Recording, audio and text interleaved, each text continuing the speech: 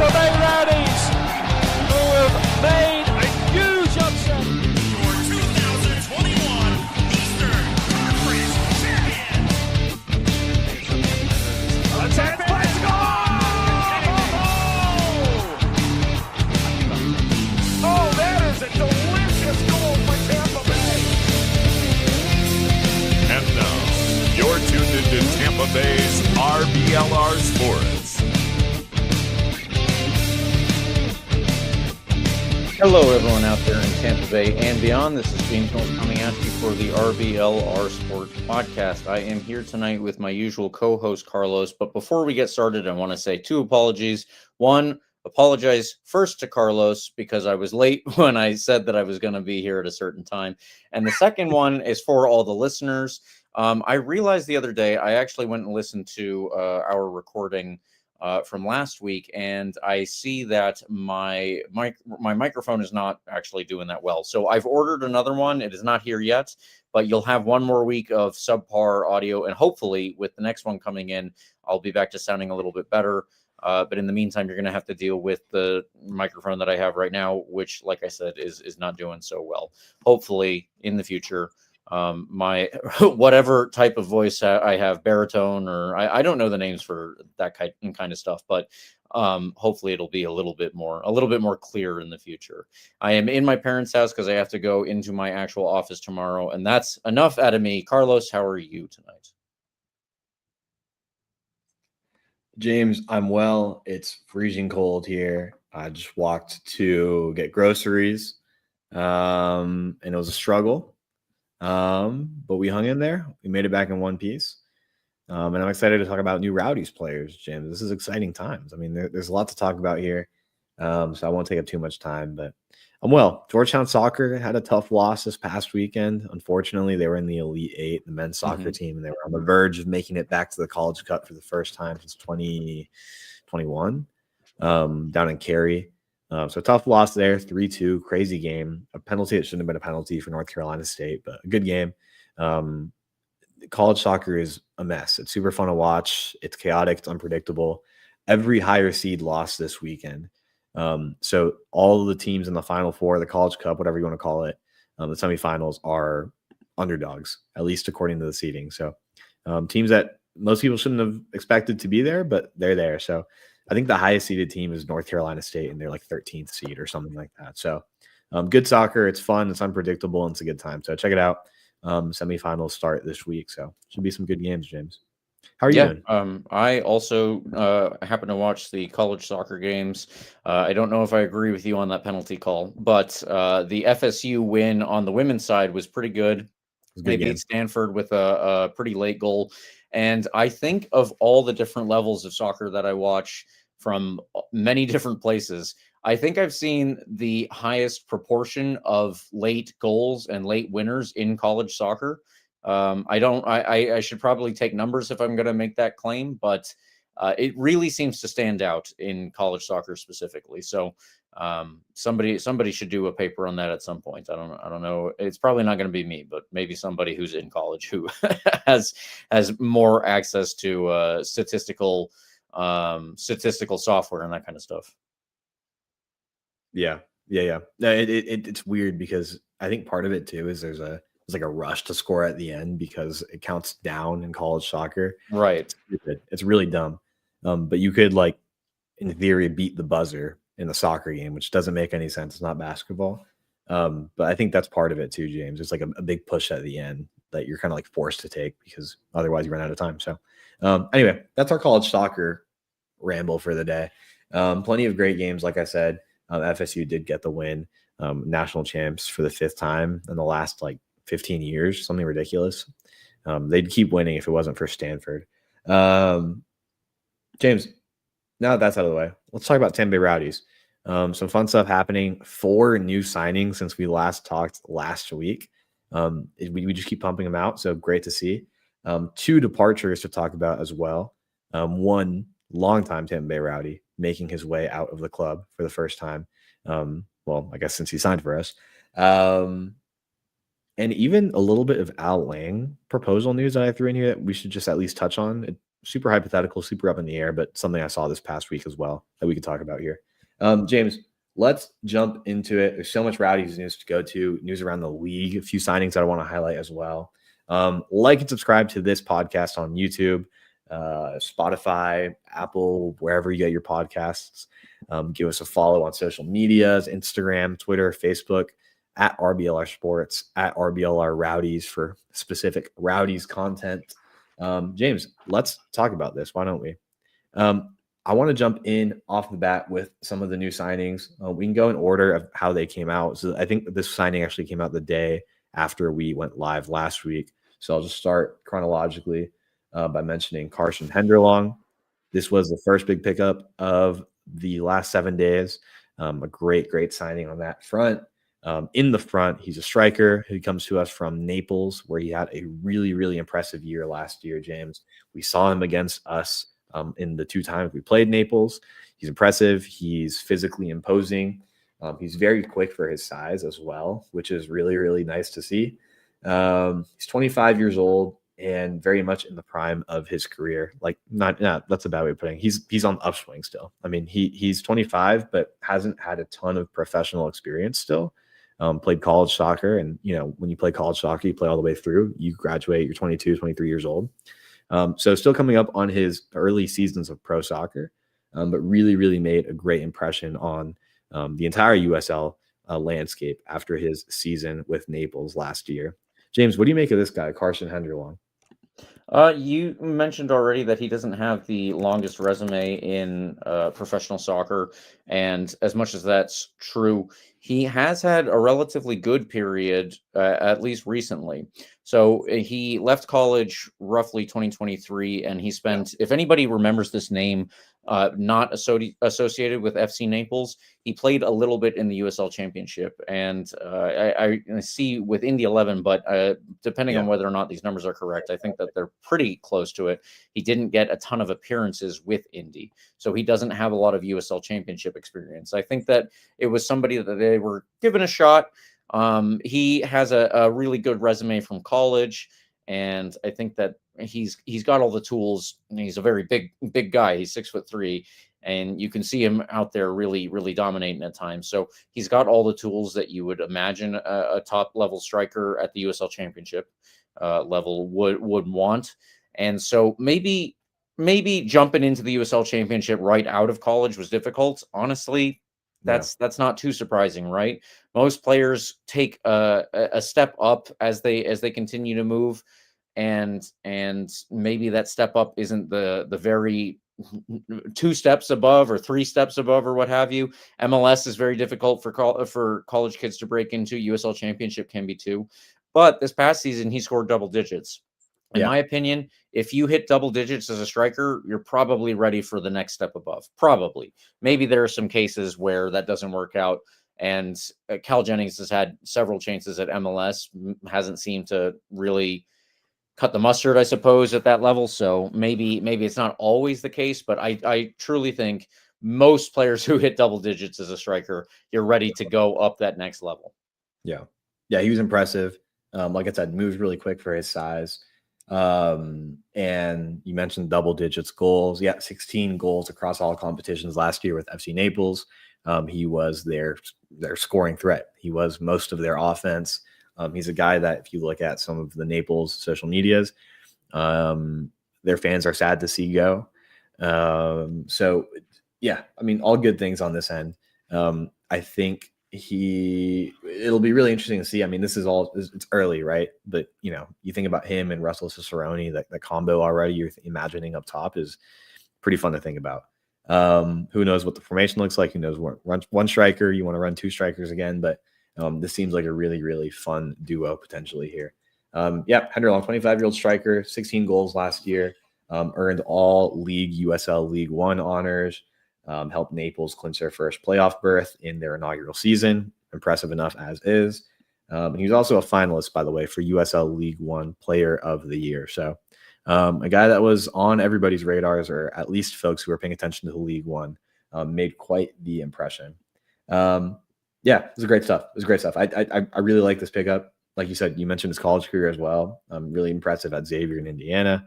if you kept an eye with college soccer during his time down there. You mentioned Indy 11 already, yada, yada. Yeah, this is Carson Hunterlong. I'm excited about this one, James. I think there's a lot to like about this pickup.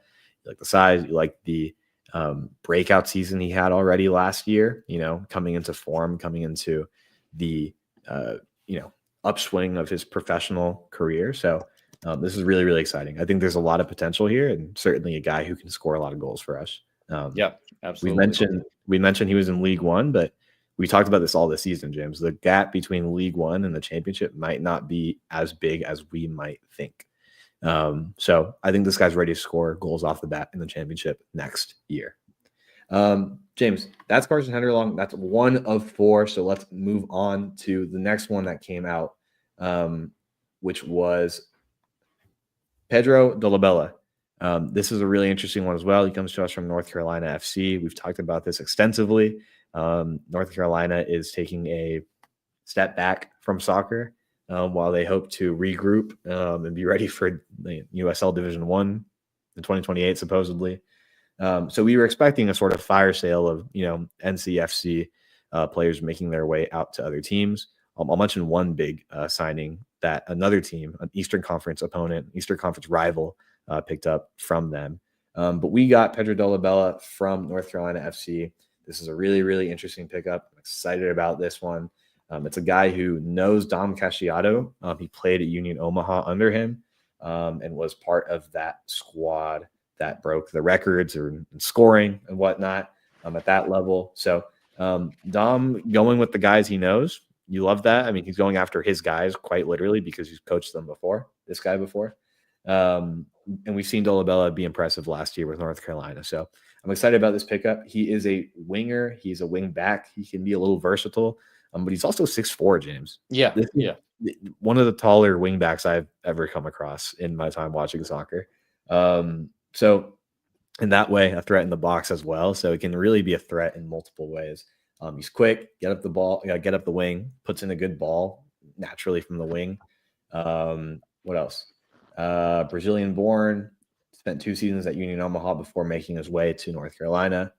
And in those 2 seasons, by the way, in Omaha, the reason why Dom looks upon him so fondly is because he scored 22 goals from the wing. Nothing to, turn your head at.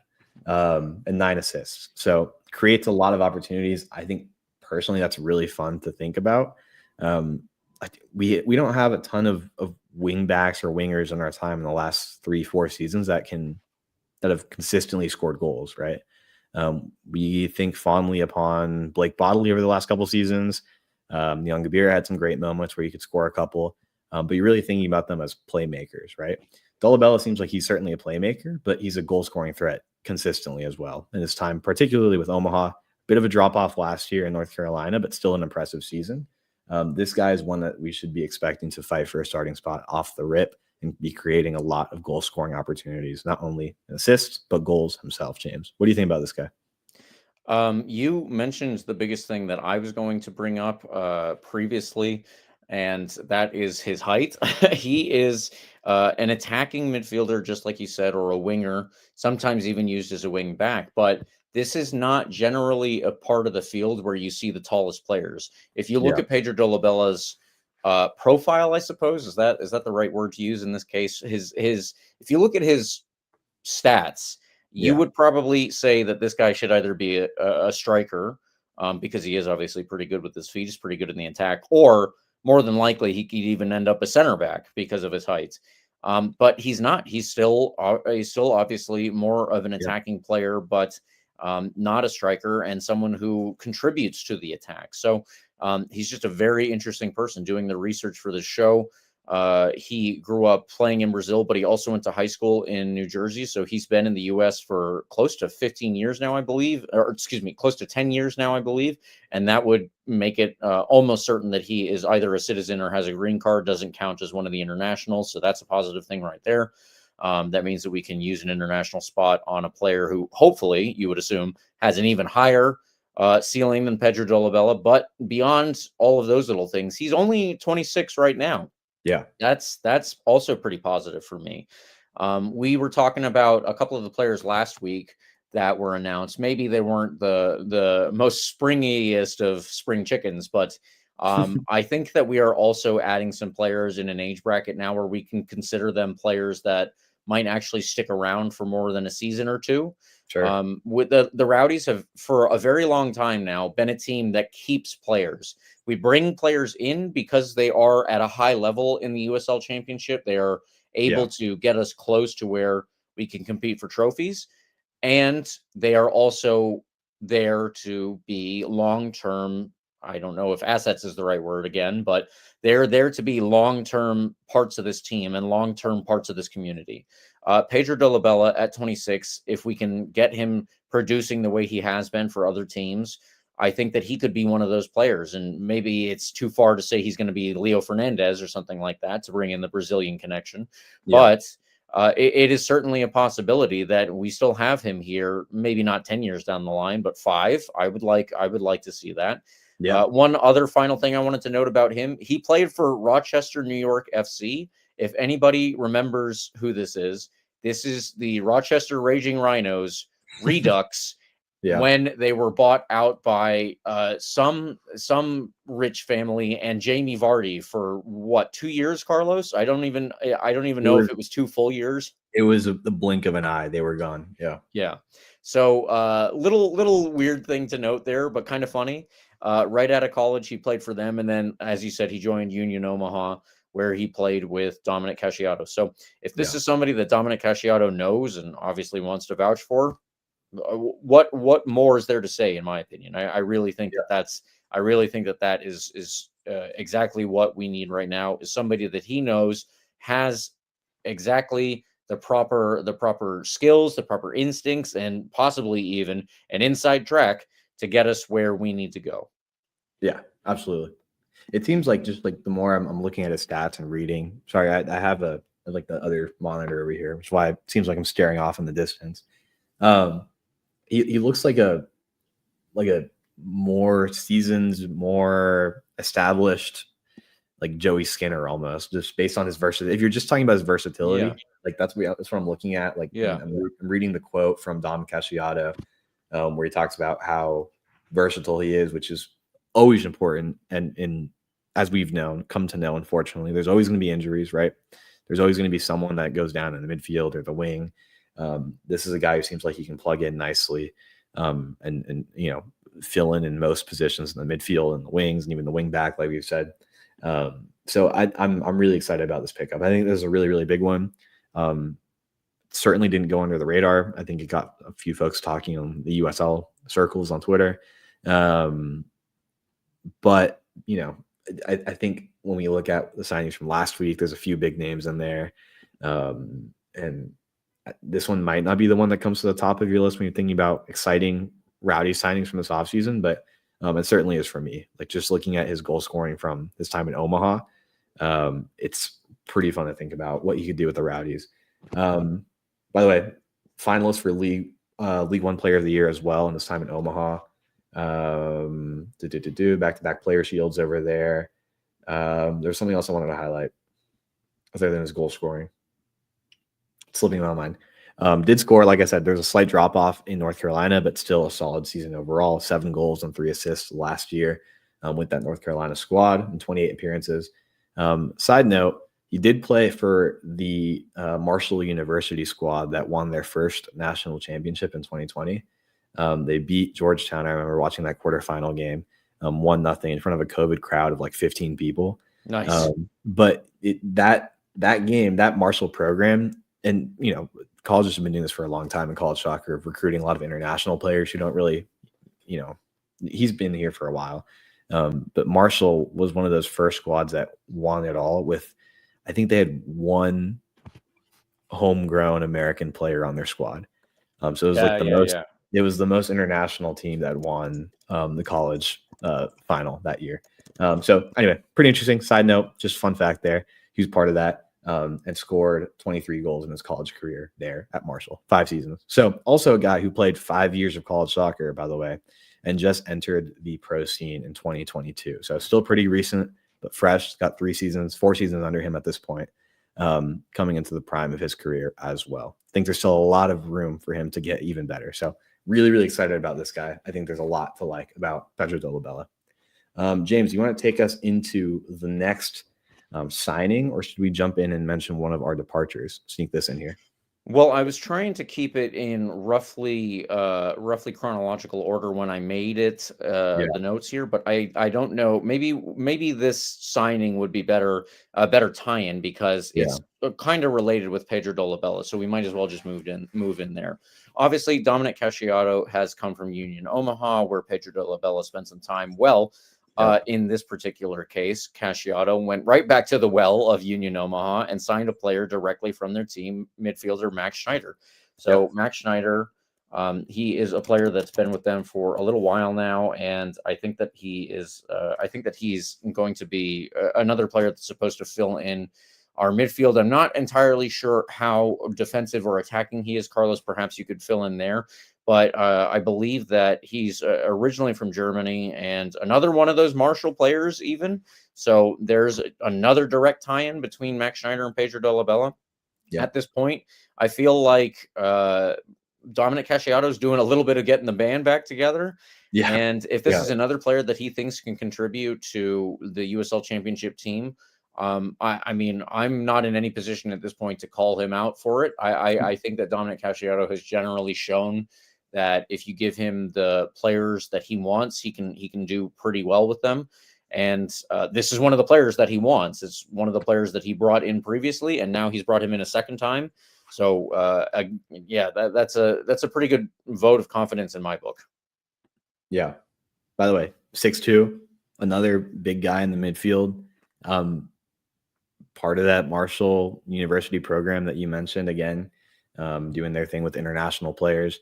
They're going to be a program, by the way. Again, I love college soccer. This is so fun. I would talk about this forever. They're going to be a program that's going to consistently keep producing these really, really talented USL guys and upwards of MLS prospects as well. But there's a lot of talent from that program.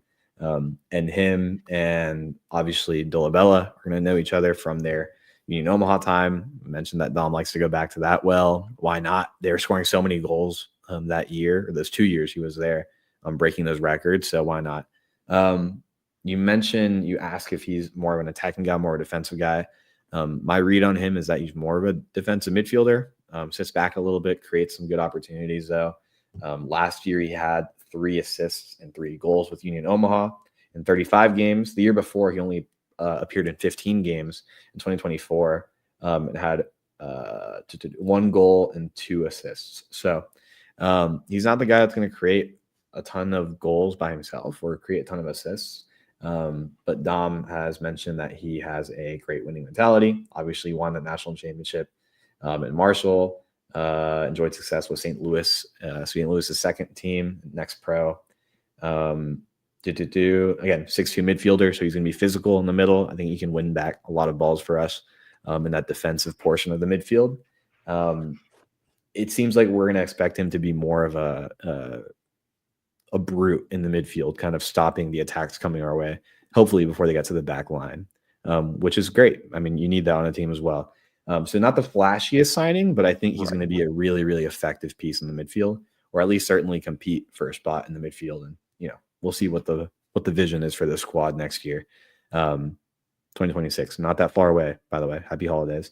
So exciting. I think this is one I'll keep an eye on, but again, don't expect him to be 5, 6, 7, 8 goal scorer. Right. Yeah. Creator. This is, I don't know. My read on him is I'm thinking about Moises Caicedo right now because I was watching his game this afternoon, right? Like a tall, defensive midfielder who's going to break up plays in the midfield, get involved physically and stop the chances before they get to our back line. So that's my unprofessional RBLR Sports read on Max Schneider. Like you said, originally from Germany, taking up an international spot, I believe. I don't know. Sometimes the rules get tricky, but it would make sense. We'll see how this goes for him. Yeah, exciting. James, we have one more signing to talk about, unless you want to throw in something else about Max Schneider. And I think we talked about all the important pieces on him. Again, from Omaha. I think it's fun, by the way. I trust Casciato to bring in, his best guys from Omaha to make things happen over here as well in the attack. But the last signing that happened today was another impressive. I don't know. I don't know where I put him in these four. Like, he's one I'm personally most excited about. I think naturally you're going to be more excited about the goal scorer, the Carson Henderlong of these four. But I'm really, really excited about Jamali Waite. Impressive signing. Finally got your first goalkeeper on the roster officially. He is coming to us after a stint with El Paso, played in Pittsburgh as well, in those really, really impressive Pittsburgh squads in 22 and 23, I believe. This is a good player, James. He had a great career these last few seasons with Pittsburgh, like I said, and El Paso, but he's had these call-ups with Jamaica as well. Hold on. I'm confusing my numbers. I'm confusing his shutout numbers from last year.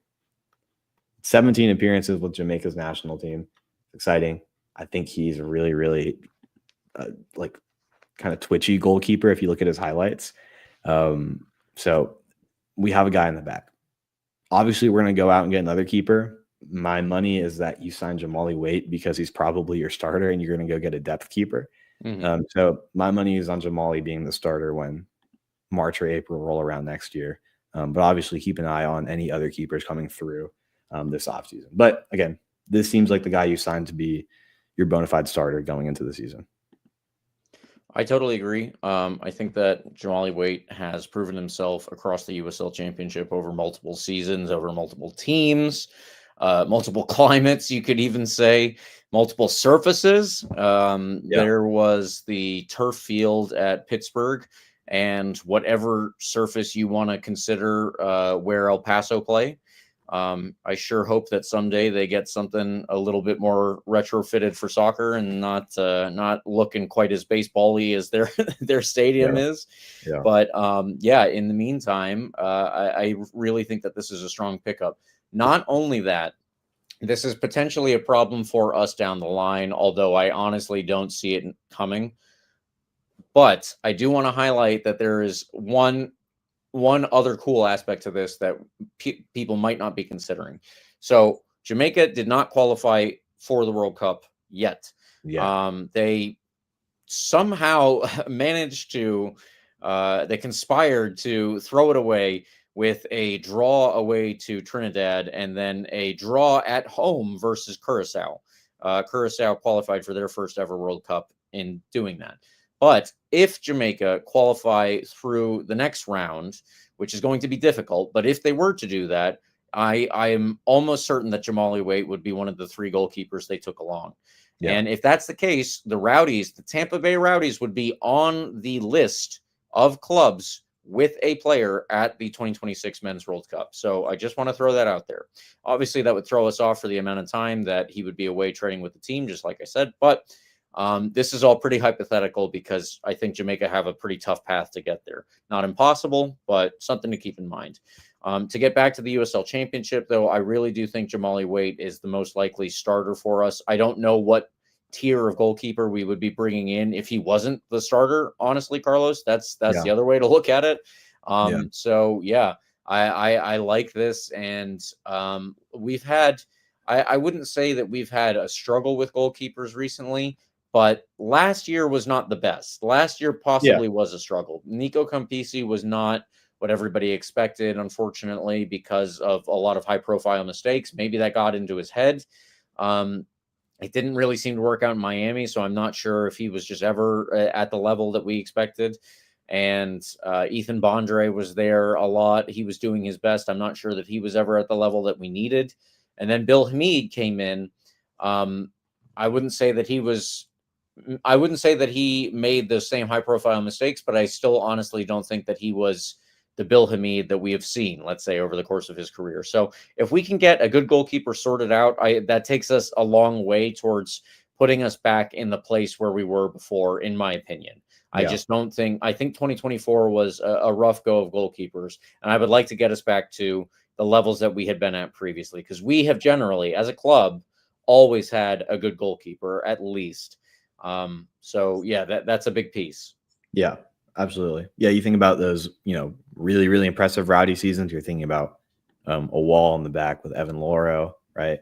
McCarthy had a great year with the Rowdies as well. Like there's been some really, really great goalies in those seasons that pushed the Rowdies to, I don't know, an Eastern Conference championship, a final appearance, right? You need a wall at the back as well to bail you out when you have a bad game or two. So Yep. Jamali is certainly that. 2 past seasons with El Paso, 12 clean sheets, lacrosse's 52 appearances. Like I said, played for Pittsburgh before that for 2 seasons. 2023 USL Championship Players Shield, 20 shutouts over 50 competitions, 50 appearances in that assignment Pittsburgh as well. And that's not even mentioning his 17 appearances for Jamaica with his number of shutouts there as well. So yeah, this is a really good pickup. I'm excited about this. I shared this in our group chat, James, that I have a picture with Jamali from 2021 when he played for UConn in his graduate year of college soccer. He played for UConn in Big East play against Georgetown over here across the bridge. One sunny Saturday or something like that. I was a sophomore in college, and we were chirping him as we usually do with the students behind the fence there. And he was such a great sport about it that he wanted to come take a picture with us after. And, he lost 1-0. He did concede a goal to that really impressive Georgetown squad. But a guy that, I've been keeping an eye on ever since then. So I'm excited to know that he's playing with the Rowdies now. And he's made a great, great impression on the USL in his 4 seasons of impressive USL action. So I think this is a guy that, like you said, it would be interesting to think about if he's not the starter, like what kind of goalie we would have to be bringing in. So yeah, really, really excited. And by the way, Stuart Dobson, a fantastic goalkeeper coach we have at Tampa Bay Rowdies. I think you can only make him better. So that's exciting to think about. Okay, so as it stands, James, the roster: Jamali Waite as our lone goalkeeper, Leland Archer, Robert Castellanos, Lawrence Wyke as our defender. You'll notice I'm excluding a name there. We'll talk about in a second. Luis Alvarez, Pedro Dolabella, Lewis Hilton, Alex Mendez, Marco Micheletto, Max Schneider. Some really, really impressive names in there that I'm excited about as your midfielders. And your forwards so far: Russell Cicerone, Carson Henderlong, and Endry Mustali, who we haven't talked about much. But Endry Mustali still on the Tampa Bay Rowdies going into 2026. James, 2 guys that we did not mention. One of them is Nate Worth. He was on loan to New York Red Bulls to last year. Officially, he is a full-time, not on loan player for the New York Red Bulls now. New York Red Bulls 2. Always kind of seemed that way for me. It was the same thing with Christian Ortiz. Kind of like I don't really see how you loan a player to another team's B team. It just seems like at that point they're scouting them out to sign them for themselves, right? So that was kind of the expectation in my head. Nate Worth going to Red Bulls 2. Hopefully there's room for him to continue playing there and grow and become a starter for that team, and hopefully Red Bulls, MLS side as well. He's a really, really great player. He had some great moments for us. I was hoping that he would develop a little quicker and become just this force in the USL Championship that we sell to Real Madrid or something in 2 years. But,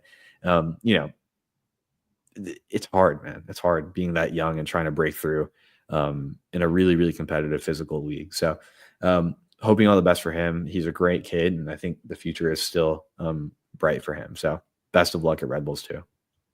Yeah, what more can you say? It's unfortunate that he wasn't getting more playing time with the Rowdies, but if the club and the coaching staff have decided that the best move for him is to get him elsewhere where he can get playing time, then that's got to be the move. It's when you are that age and you are obviously a player of the requisite quality to keep moving up the ranks, you need to keep playing. You need to keep playing at the highest level that you're going to get regular playing time. Otherwise, you're going to stagnate, and stagnation on a young player's career, we've seen that too many times to count. So let's keep him playing, even if it's not in green and gold. Hopefully, he'll come back here someday, an even more complete player. That's all I can say right now. Yeah, I think he'll be fine. I mean, the kid's really talented. But maybe we had slightly higher expectations than were reasonable, and I think that's fair. So I think he's going to be totally okay at Red Bulls too, and get some starting minutes or significant starting minutes, and eventually, fingers crossed, make his way up to the MLS side and big things to come. So I'll be keeping an eye on him. He was a great, great player to watch. Scored that awesome free kick goal against Charleston that lives rent free in my head. So I'll have that in my mind for him for a long, long time. James, the other player that we didn't mention was Aaron Guillen, longtime captain and defender, obviously center back piece for Tampa Bay Rowdies, sometimes left back. He is leaving the Rowdies after a legendary 196 appearances. It's tied all time for appearances leader in the modern era. Tied, of course, with Leo Fernandez. I think it's fitting that the two of them just end their careers with the Rowdies, tied all time for their appearances. I think they're both incredibly influential. I am heartbroken that we don't get to see one of them hit 200 appearances. Leo Fernandez was destined to this year, but obviously the injury bug caught up with him again. We didn't get to see him hit that 200 mark. Obviously, Guillen played a lot this year, but is leaving us maybe just one season too early to hit that 200 mark. So two legends, Guillen, one of them, who is going to continue his career. He's not retiring like Leo Fernandez. I believe he's heading out to Las Vegas, actually. So he'll be continuing his career in the USL. Maybe we'll see him again on the field. We probably will at some point against Las Vegas. So, look forward to that. But certainly a big piece of this Tampa Bay Rowdies modern era. Really excited to have gotten to know him. It was just an awesome guy, great guy in the backfield who was quick, he was physical, he was passionate about the Rowdies. So there's not much more I could say except, thanks, right? Like, he's a great piece to have back there, and Las Vegas is going to benefit a ton from having him. Slight drop off this past year, but I don't blame that on him as much as I blame it on the entire squad, right? Yeah. Everybody had to drop off last year. I think he'll find his form again because he's way too talented not to. Still got a lot of soccer left in him. So I think he'll have a great season next year with Las Vegas. So best of luck to Aaron Guillen, legend. Yeah, I mean, he was named captain for a reason, right? And that has partly to do with the number of appearances he made. But this goes back to what I was saying earlier, where the Rowdies are a club where we have seen players stay for long portions of their career for the past. I would probably say roughly the past 8 to 10 years. Maybe not as much in the first couple of years, but also there were players like that. And you can think of Georgi Christov, you can think of Takuya Yamada. There are players that I'm forgetting at the moment, but the Rowdies are used to having players come in and stick around because they are good players at a high level for the USL Championship. Yeah, Aaron Guillen, as you said, probably didn't have the year that he wanted this past season. I don't know which of our players did that weren't here on loan, let's say.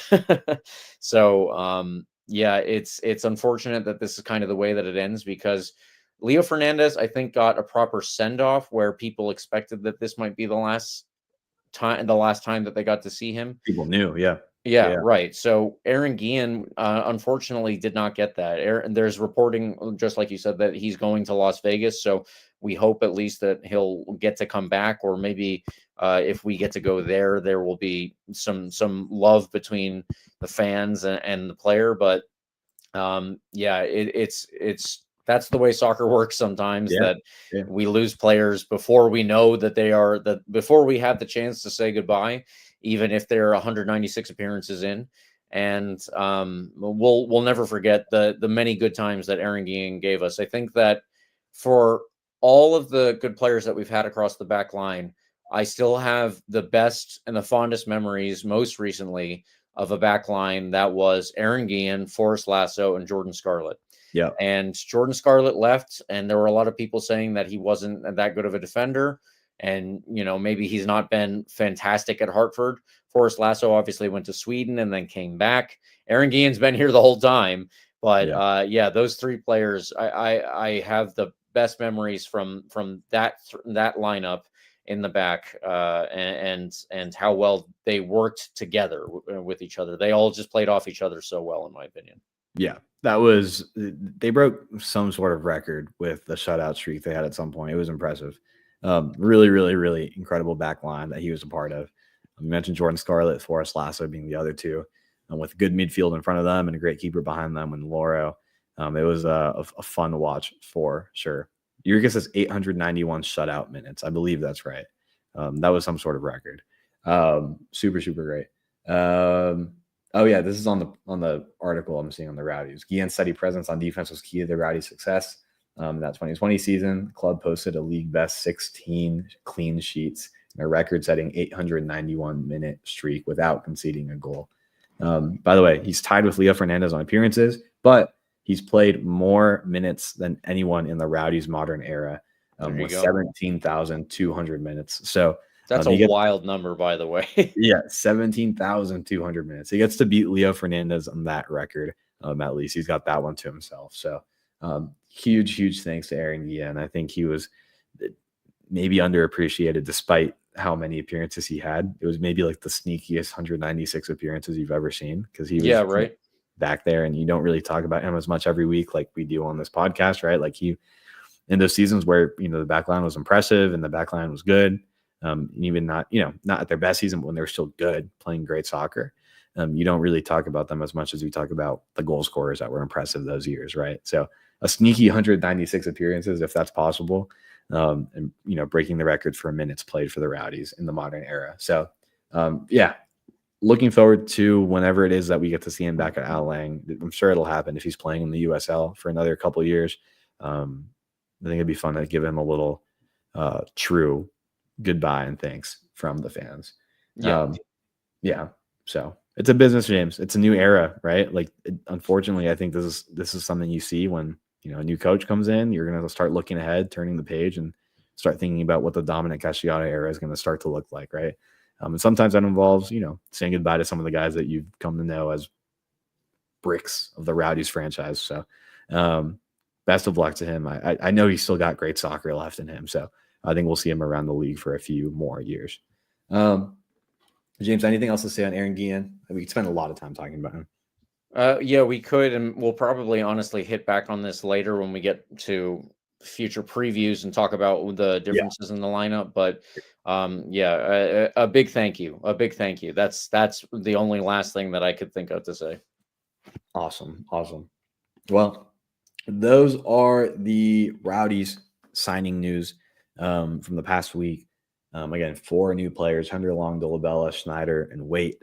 All really exciting pickups. All really good pickups in their own manner. Some goals, some defensive capabilities in the midfield, and a brick wall in the back. So really excited to see the start to come together. I think the Rowdies have been by far the most impressive of the off-season transfer news from the USL this year. So exciting, especially after a year when you knew there's going to be a lot of turnaround, and you need to go take some swings for the fences. I think off the bat we are looking pretty damn good. So excited about this. James, here's a shameless plug, by the way, because the holidays are coming up. I said happy holidays. It's Christmas. You want to go buy your family member, your friend, your podcast co-host a gift, you can go to shop.rblrsports.com and use promo code COYR for 10% off your order over there. There's a ton of great items, gear from your RBLR Sports podcast that has to do with the Rowdies, the Lightning, the Bucks, the Rays, the Sun, some USF stuff coming soon, I believe. So a lot of great stuff over there. Check out shop.rblrsports.com. And again, use promo code COYR for 10% off. COYR, and get yourself some holiday cheer for yourself, for your loved ones. Yeah, let's make it happen. James, quickly, just want to run through a few signings around the league as well. I think it's worth mentioning that there's some impressive ones, some rumors. One of those going around the Twitter USL circles is Aaron Malloy being on the move to Lexington FC along with Arturo Ordóñez. Lexington is not a squad that anybody was on the lookout for last year, really, and they had an okay season, all things considered, but they weren't all that impressive. I haven't really considered them, to be much of a threat in their short time in the championship, but they're starting last season off pretty strong, all things considered here, James. Aaron Malloy, of course, is a veteran of the USL. He's consistently been one of the best midfielders in the USL. I feel like the conversation is him and Lewis Hilton kind of being the most consistent of the USL midfielders, comparable playing styles. So he's on the move going to Lexington, probably is the vibe. James, what do you make of this move? Is this a impressive start for Lexington, or am I overreacting? No, I do think it's an impressive start. The Lexington is such a weird club, right? Because they do seem to have a good deal of money. They were obviously able to um, bring the men's team along early, and then they added a women's team very shortly after that. This was all in the process of building and opening a stadium. We know we know how difficult it is to open a stadium in the USL. Like the ownership groups here don't have the kind of pull that MLS ownership groups have. And that's probably down to money, obviously, but at the same time, it's really difficult. So they worked all of that out, and they've still been going out and signing players for their women's team in the Super League over this offseason. They went and they spent a ton of money to bring in several of the best players in the league. I don't know if they're first right now. I actually will be recording for the Sun next, so I should probably figure that out soon. But they have been doing extremely well, and much better than last season, certainly with the better players that they brought in. It looks like they're about to do the same on the men's side. We talked about Lexington last year doing something similar, and it didn't really work out over the course of 2025 for whatever reason. I would be shocked if Arturo Ordonez and Aaron Malloy don't make it work. I really think that those are two players that can make pretty much. I don't know who would suffer with that, not suffer, but who couldn't make the playoffs with them on the field. It would have to be some really poorly run team, which those exist. But I really do think that this is going to help Lexington a lot. Yeah. There's a lot of poorly run teams in the league out there. I don't think Lexington is one of them, despite being kind of a weird club, like you said. I do think, all things considered, despite them being it looks like a decently run club. They need to have a good season. I don't know, a good run, start winning some more games to kind of boost the attendance at home potentially. Doesn't seem like excitement's been all that palpable in Lexington, Kentucky, like it has been Not yet. or for their sibling down the road in Louisville, right? Different, environments between the cities, but I think they need a little bit of excitement. So hopefully this can get that going for them. I don't really care. I think they're still in the Western Conference, so shouldn't really affect me all that much if they have a good season as a Tim Bay Rowdies fan. So should be interesting. We'll keep an eye on them. I think it'll be an early candidate for most interesting offseason. We'll keep an eye to the ground, or an ear to the ground, eye on the club. I don't know. James, another couple signings I wanted to mention was Mikey Maldonado to San Antonio FC. He's one of these two I wanted to mention. I think that's going to be a really interesting piece. Mikey Maldonado is a guy that you, I believe, had mentioned wanting to bring him over to the Rowdies. Oh, I did. And I had mentioned last year how annoying he was when we played them. Wouldn't have prevented me from welcoming him with open arms if he came to Tampa Bay Rowdies. I'm still happy with how we're looking in the midfield at the moment. But yeah, certainly would have been a great piece. He is going to surely have a pretty good season with San Antonio, who, again, is another well-run team. In his last two seasons, he has posted 4 goals and 13 assists over 62 matches. So not a number that'll, knock your socks off, but you saw this last year when we played them, right? Like, he is involved. Like, he creates a lot of opportunities, even if he doesn't get that assist, right? Maybe he would have a lot more assists if those, that second pass counted, the hockey assists, right, that we call it. Like, he's involved. So I think he's going to be a big pickup for them. Kudos San Antonio for making that happen. Again, I don't really care if he has a good year because they're in the Western Conference and it won't affect me. So, but again, I think he'll be a good one for San Antonio to have next season. Wilmer Cabrera is another big one that I saw today, actually, to Charleston. He is an impressive forward. 13 goals and 4 assists over 41 appearances with El Paso, making his way over to Charleston, who I think is looking to retool and rebuild after losing a few players already this offseason. I think they're trying to add some more attacking prowess, and they certainly did. Again, not knock your socks off numbers, but a high ceiling here that was yet to be reached with El Paso, I believe, in Wilmer Cabrera. So we'll have to keep an eye on this guy because certainly we'll play Charleston multiple times this year. That's not all that surprising if you know how the USL works. And they'll They've been a team that's at the top of the table for the last couple seasons. I wouldn't be surprised if this guy breaks into double digits and becomes a problem for us this season. James, you added one more in here. Do you have anything to add on Mikey Maldonado, Wilmer Cabrera? I did. You mentioned that I wanted Mikey Maldonado. I did. Yeah. It's unfortunate that he has gone to any other club, in my opinion, but at least it's West Coast, and we don't really have to worry. Not West Coast, but Western Conference, and we don't have to worry quite as much. You did mention Wilmer Cabrera being a problem for us. I could see that happening, and it remains to be seen exactly how Charleston fit and fill in all of these pieces, because we know they've lost Cal Jennings and MD Myers. We know they've lost Aaron Malloy. We know they've lost Leland Archer. The biggest one, of course, in my opinion, is going to be Juan David Torres, and we'll ultimately see in the future where he goes. So I don't know how they fill in the rest of those, but regardless, I still imagine Wilmer Cabrera is going to be a thorn in our side at some point over 2026. By the way, you mentioned MD Myers. Maybe it's Hembe Rowdy. Eyebrow raise. I don't know. We heard about this last week potentially being a thing. So we'll keep an eye on this as well. Certainly over the last 7 days, we hadn't seen it being officially confirmed or anything. But, that's another player leaving Charleston. Hopefully comes to Hembe Rowdies. Who I think would be a great pickup for us. James, you added one more signing that happened over the last week to keep an eye on in USL. Who are we looking at? Yes, I was actually going through John Morrissey's piece right now to contribute to our discussion.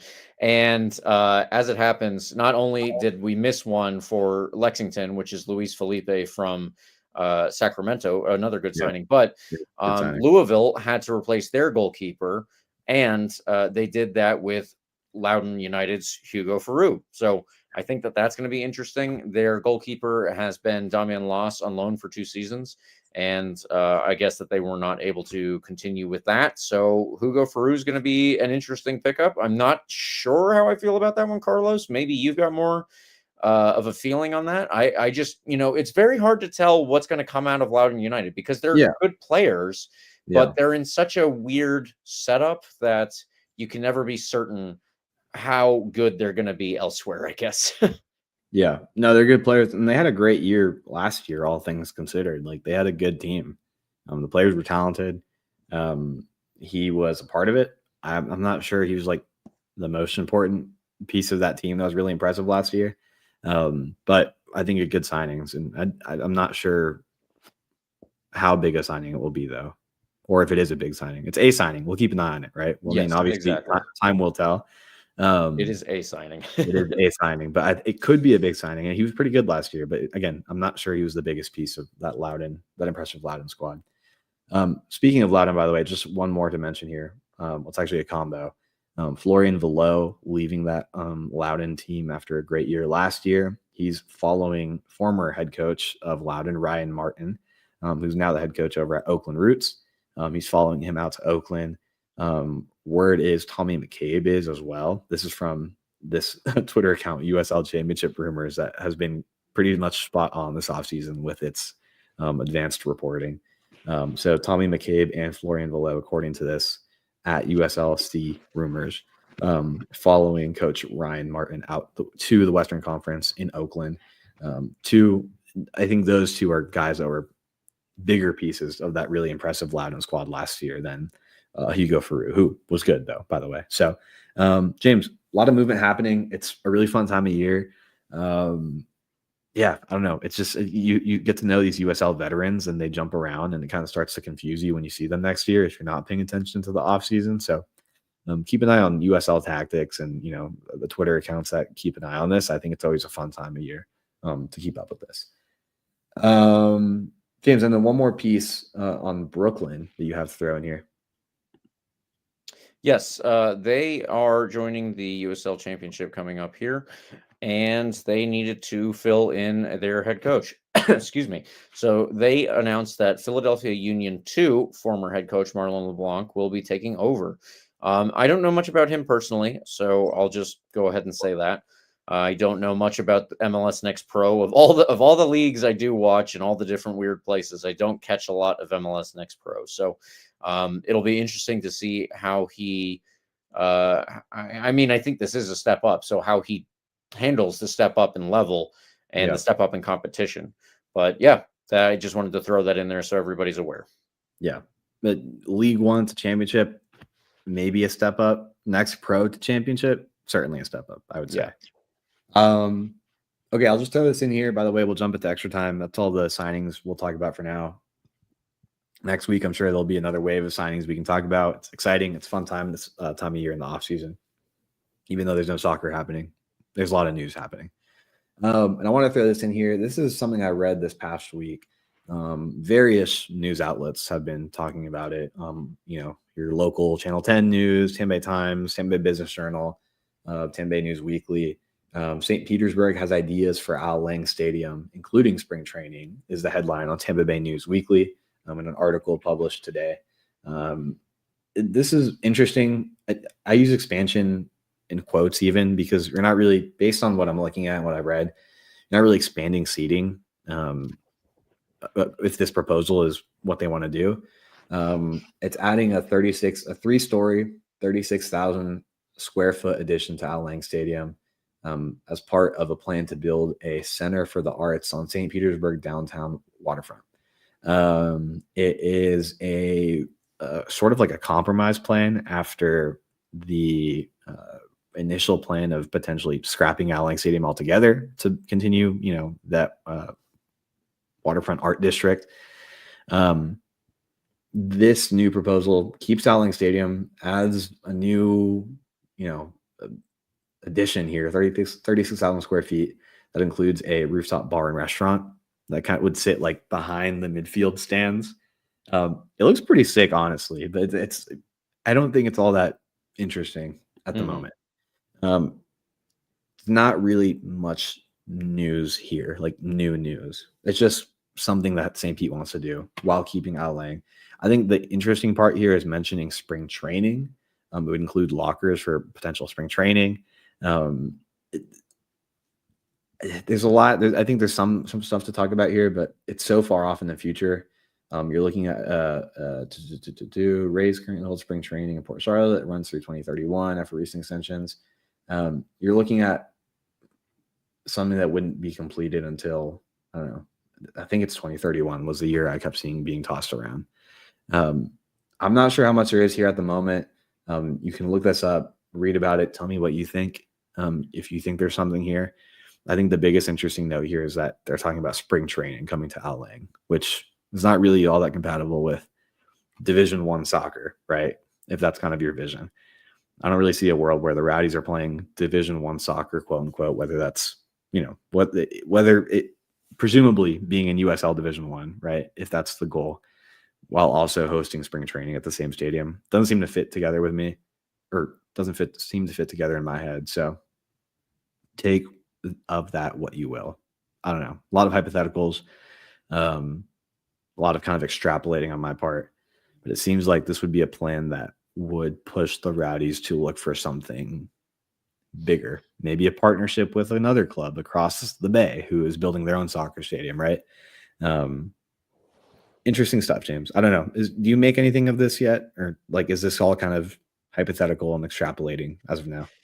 It's, with so much going on in St. Pete related to stadiums, it's not just the Rowdy Stadium, right? And it's also, I guess, the same ownership group, if we want to expand it that way. But between the Rays and the Rowdies and St. Pete's ever changing but ever grander ambitions, you never really know what to make of it, and it's all too hypothetical. It's all too preliminary for me. Yeah. By the way, according to this article, it says that it was Brian Auld, former Rays president turned senior advisor and co-chairperson of the Rowdies, Brian Auld, who mentioned the idea of using Al Lang for spring training, which I think is interesting because obviously Brian Auld is a name that has been part of essentially the Rowdies front office for a number of years. So I don't know. Maybe you can take that as a long-term vision of keeping the Rowdies as a sort of Al Lang minor league, quote unquote, situation with some spring training sprinkled in there. Or maybe it means that the vision was to take the Rowdies to another stadium entirely and make Al Lang spring training, keep baseball in St. Pete if the Rays actually do end up moving to Tampa. There's a lot of hypotheticals here. Side note, though, I think a rooftop bar overlooking the field would be pretty damn cool. That'd be awesome. That'd be a great place to watch games. But again, this is several years away. I would love this just for, in 2 years from now, if we're still playing at Al Lang, like that'd be pretty sweet. A nice little stadium bar or restaurant looking over the field and the bay. Like it looks pretty nice, all things considered. But we'll see if the Rowdies are actually involved with this, what the vision is. The Rowdies are under contract to play at Al Lang for one more year through the 2026 season. The club must let the city know whether it seeks an extension by May 1st. Hender Herendeen said, this is city official. So anyway, I don't know. My understanding is that the Rowdies have been playing under 1 year leases at Al Lang for a number of years at this point. So that's not all news, by the way. Like I'm not saying that the Rowdies are playing at Al Lang for one more year and then next year we'll have to figure it out. Like Right. Just reading this straight from the article. I'm pretty sure that's been the status quo for at least a few years. Cool. Rowdy Stadium news, I guess. Even if we're calling it, news and the Rowdies are still here when this happens, it's not all that much of an expansion, by the way. There's not really any talk of expanding seating or anything like that. It'd be lockers, a restaurant, rooftop bar, and this would essentially be a big art building attached to the Rowdies Stadium. Okay. James, Inter Miami won the MLS Cup. I don't know, whatever. Do you have anything to say about that? Messi won. Cool. Yeah, everybody who cares about that is already aware. Yeah, it was expected. Whatever. And you mentioned FSU winning the College Cup. Good for them. That was fun. They did beat Georgetown. I'm always going to mention that because should have been a red card for them early on, but a well-deserved title for them. Really, really impressive program. Consistently winning titles. They deserve it. So anything else to add on that or MLS Cup or any wrap-up Al Lang expansion talks? That's it for me. Cool. All right, James. Well, I'll let you hop off from here as you get ready to talk about the Sun. Thank you, everybody, for listening, whether on YouTube, Twitter, or you're listening to this recorded live, or not recorded, but this was recorded while we're live, and you're listening to this back tomorrow or the next day or next week. We appreciate you for listening. Follow at RBLR Sports on Instagram, Twitter, TikTok, Facebook, Threads, anywhere you get your social media. We're there as well. You can follow me at Carlos TPA10. James, where can people follow you? I am at RBLR James K. Beautiful. Like, subscribe to the podcast, Apple Podcasts, Spotify Podcasts, Google Podcasts, YouTube. You can see our lovely faces here. I shaved last week, so the beard's gone. Check us out here. Give us a follow. Share. Tell your friends about us. Shop.rblrsports.com. 4 new signings. 2 players to say goodbye to. James, have a great podcast. Come on, you Rowdies. Come on, you Rowdies.